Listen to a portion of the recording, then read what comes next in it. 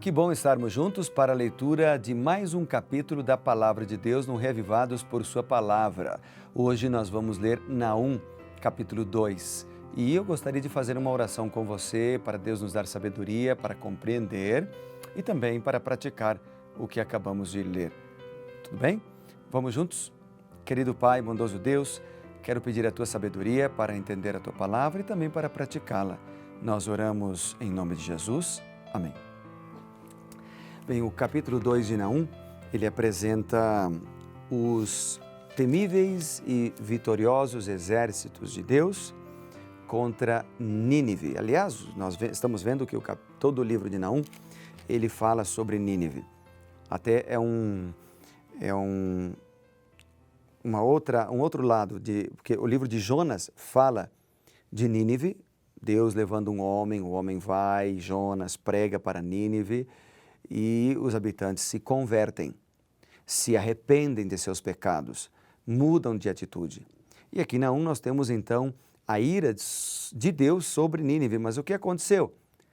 Bom, amanhã vamos dar uma olhada mais nisso e já adiantando alguma coisa, é que os habitantes de Nínive não permaneceram no seu arrependimento.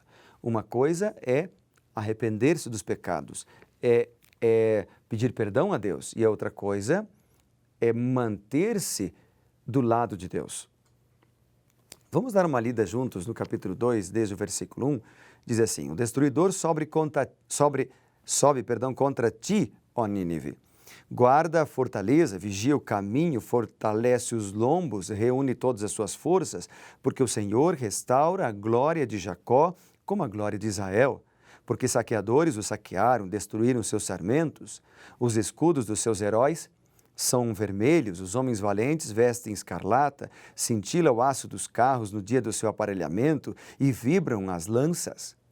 Os carros passam furiosamente pelas ruas e se cruzam velozes pelas praças, parecem tochas, correm como relâmpago.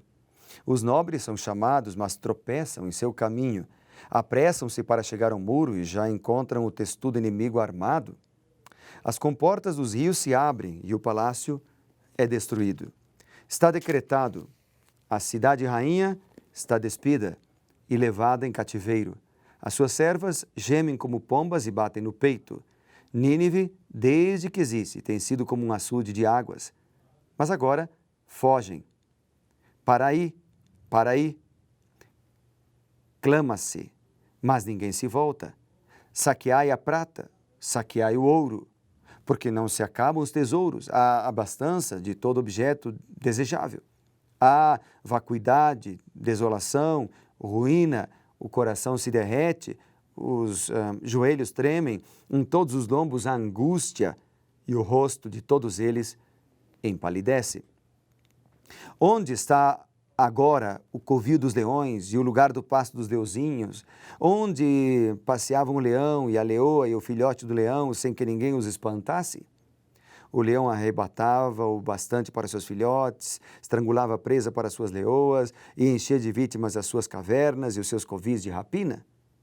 Eis que estou contra ti, diz o Senhor dos Exércitos, queimarei na fumaça os teus carros, a espada devorará os teus leãozinhos, arrancarei da terra a sua presa, e já não se ouvirá a voz dos teus embaixadores. Bem, aqui nós vemos então a conquista de Nínive, que é anunciada e descrita nesses versículos. Esse capítulo prediz os acontecimentos que aconteceram no ano 612 a.C., quando os exércitos da Babilônia e dos Medos conquistaram a invencível Nínive. As 4 ordens a Nínive são irônicas, como as instruções de Elias aos profetas de Baal em 1 Reis 18, 27. Sabe, no versículo 3 aparece a cor vermelha, que era uma cor favorita dos guerreiros medos. Até suas espadas e escudos eram vermelhos. E descreve-se aqui, já no versículo 4 e 5, o estado da cidade durante o cerco. Os carros que corriam por toda parte, tentando afastar os invasores, né? Então, aqui nós temos uma cidade que voltou aos seus velhos hábitos e que perdeu a proteção de um Deus que estava interessado em salvá-la, interessado em transformá-la. E quando falam cidades, envolve os reis, a liderança, envolve os habitantes de maneira geral. O versículo 6 do capítulo menciona, para a gente ler outra vez, diz: as comportas do rio se abrem e o palácio é destruído. O que seria isto? Bem, Deodoro menciona uma velha profecia de que a cidade nunca seria conquistada até que as comportas do rio se tornassem inimigas. Ele declara que durante o ataque o rio rompeu suas barrancas e destruiu os muros da cidade, 4,5 km. No verso 7 aparece a expressão aqui, cidade rainha. É uma expressão interessante. Alguns comentaristas acham que a cidade rainha aqui é um símbolo de Nínive. As servas que gemem como pombas e batem no peito, mencionadas também no versículo, são provavelmente as cidades dependentes de Nínive ou os habitantes da cidade.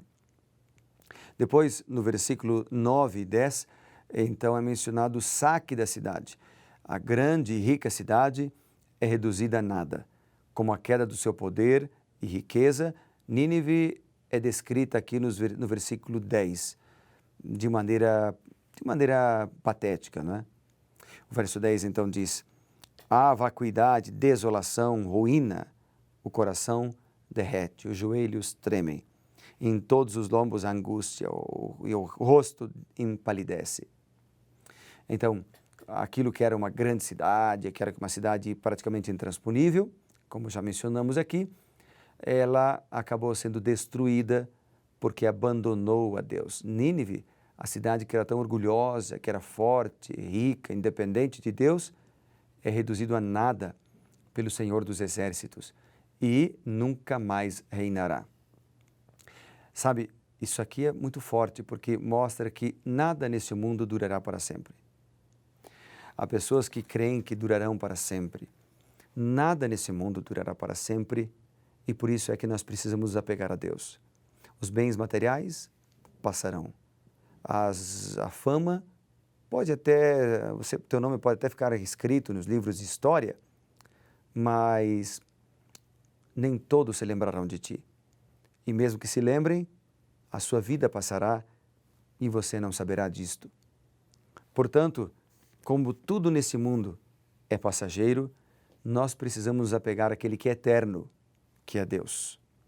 E se nos apegamos a Deus, quando Ele voltar em glória e majestade, Ele dará a vida eterna como um presente para aqueles que estão com Ele. Aqui nós aprendemos algumas coisas também. Primeiro, o capítulo fala de arrependimento. Depois, fala da destruição de Nínive, completa e final. Também menciona que Nínive devia ter uma confiança em Deus, confiar no Senhor, e que deveria haver um arrependimento nacional. Como os orgulhosos governantes de Nínive, Senaqueribe e Assurbanipal, um grande número de líderes arrogantes afirmaram que seus reinos durariam para sempre. Nabucodonosor, por exemplo, disse que duraria para sempre. Fez para si mesmo uma estátua inteiramente coberta de ouro, proclamando que seu reino não teria fim. Hitler declarou que seu terceiro Reich duraria 1000 anos, mas esse durou apenas 1000 dias. E trouxe enorme sofrimento e inúmeras mortes para o mundo. Khrushchev prometeu enterrar o cristianismo, mas em vez disso, foi enterrado em uma cova comum. As profecias de Naum sobre a destruição de Nínive e do poder assírio têm também uma aplicação secundária, descrevendo o fim de todos os reinos da terra, cidades, riquezas. Eles um dia ficarão devastados, destruídos, desolados por um período de 1000 anos após a segunda vinda de Cristo. Apocalipse 20 fala sobre isso. É surpreendente como os homens confiam em alianças, confiam em poder militar, confiam em estratégias, mas não confiam em Deus. Tudo isso que exibe uma sensação de aparente segurança será destruído um dia. Muitos ignoram aquele que lhes deu a inteligência, que lhes deu a força para realizar grandes coisas. Precisamos confiar em Deus. Quando os homens confiam em conquistas, em falsos deuses, em governos, força militar, riquezas ou tecnologia para alcançar paz e segurança, no lugar de Deus, então vem a advertência: a destruição virá sobre eles. A paz e a segurança são encontradas somente no Senhor, em Deus, o nosso Criador. Se o maior interesse por nós é o bem-estar, vamos lançar os nossos cuidados sobre outro? Não. 1 Pedro capítulo 5, verso 7 diz: confie em Deus. Vamos ler esse texto junto? 1 Pedro capítulo 5, versículo 7. Pertinho-lhe da Bíblia, nós encontramos este livro da Palavra de Deus. 1 Pedro capítulo 5 e o verso 7. Diz assim: lançando sobre ele, está se referindo a Jesus Cristo, toda a vossa ansiedade, porque ele tem cuidado de vós. Deus cuida de nós, não precisamos temer. Agora, os que não confiarem no Senhor, os que se afastam dos caminhos de Deus, esses perecerão. Deus hoje nos chama para que possamos ser mais fiéis. Deus hoje nos chama para que possamos adorá-lo em espírito e em verdade. Deus hoje nos chama para confiar neste Deus que cuida de nós, que está presente conosco, que dirige a nossa vida, que comanda tudo o que temos e somos. Vamos confiar nele? Vamos orar a ele? Eu quero orar por você. Querido Pai, bondoso Deus, obrigado pela certeza de que Deus cuida de nós, que um dia virá destruição para todo mal, pecado e imoralidade, mas a salvação para todos aqueles que em Ti se apegarem. Oramos, portanto, em nome de Jesus. Amém. Que Deus te abençoe, Deus te guarde e lembre-se, seja reavivado por Sua palavra.